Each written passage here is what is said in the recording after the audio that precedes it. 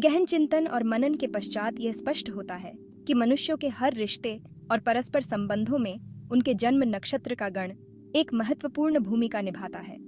प्राचीन ऋषियों ने नक्षत्रों को 3 मुख्य गणों में विभाजित किया है: देवगण, मनुष्यगण और राक्षसगण। देवगण से संबंधित व्यक्ति दयालु, सात्विक और परोपकारी होते हैं।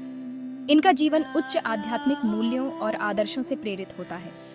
ये समाज को अपनी सेवा और समर्पण द्वारा सुख शांति की ओर ले जाने में महत्वपूर्ण योगदान देते हैं। ये स्वभाव से प्रेमी, दयालु, सरल, उदार और धार्मिक प्रवृत्ति के होते हैं। परोपकारी, संतोषी और सत्यनिष्ठा इनके प्रमुख गुण होते हैं। देवगण शांतिपूर्ण जीवन जीने की आकांक्षा रखते हैं। मनुष्यगण के लोग संतुलित, सहनशील और रजोगुण प्रधान होते हैं। ये व्यावहारिकता और मानवीय मूल्यों के ध्वजावाहक होते हैं।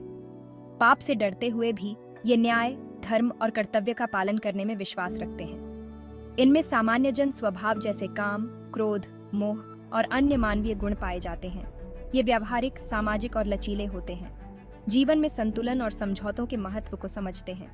न तो पूरी तरह से आदर्शवादी होते हैं और न ही अत्यधिक क्रोधी या आक्रामक।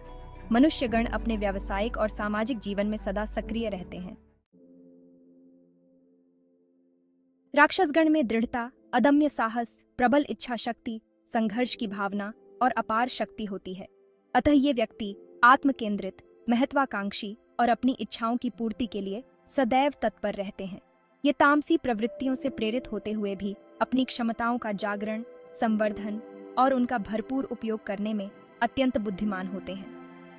इनमें अपने बल बुद्धि, दीर्घकालीन तप साधना के प्रति गहरी निष्ठा होती है, जो इन्हें असाधारण उपलब्धियों की ओर अग्रसर करती है। ये संघर्षशील, प्रतिस्पर्धात्मक और बहुत जिद्दी भी होते हैं।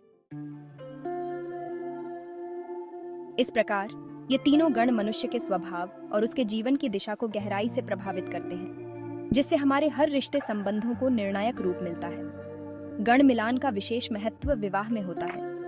मनुष्य गण और राक्षस गण का विवाह निषेध माना गया है। एक समान ही गण के साथ विवाह मान्य होता है।